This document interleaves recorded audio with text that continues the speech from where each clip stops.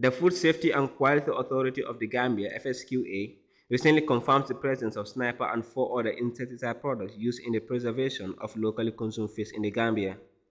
This confirmation came following a public outcry on the use of pesticides on smoked fish by fish processors and vendors in the country. Mohamed Ba is the Director General of FSQA. We said that we were going to widen the investigation and not just narrow it down to the ingredient of sniper. And the way we narrowed it down, the way we expanded it was, like I said, we had also experts who were in pest control and pest management. So they advised on the other kind of pesticides that we should also look for. Because if we narrowed it down only to sniper, we wouldn't know whether they were using other things other than sniper. And of course, to our surprise, we have realized that there are other pesticides that are not sniper. Pesticides that you can find in bed nets, for example, the pyrethroids, such as palmitrine, and the other one, yeah, and cypermethrin. These two are pyrethroids. So they are found usually in insecticide-treated bed nets. Now, there are others that are also very toxic, equally to sniper. Abamectin, for example, was found. And the question is, how did these actually get into the fish? That's a good question.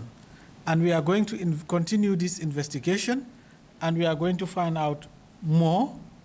And we are, of course, going to engage the processors, the distributors, and also the vendors. And we are going to have an action plan from here by the task force so that we'll be working together to address it. Food safety cannot and will not address it alone. The presence of sniper and other pesticides were confirmed analytically in the sample tested in July of 2022. According to the FSQA, 57 fish samples were collected from 7 fish landing sites: Bakau, Banjul, Katong, Gunjur, Sanyang, and Tanjay. 11 main samples were randomly selected as subsamples for analysis at Xerex Lacoustic Laboratory in Dakar, Senegal.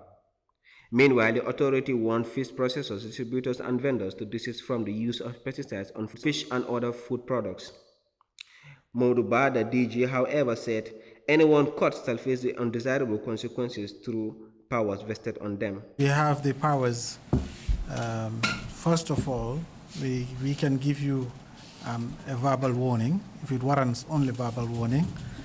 It depends on the severity. Then we can also give a written warning with improvement notice. That is also another step that we have the powers to. We also have powers to confiscate. We have powers to prosecute. We have powers to fine. So these are actually the powers that are, we have also powers to close. So these are the powers that are vested under the authority. So, and we use them according to severity. So that's how we use them.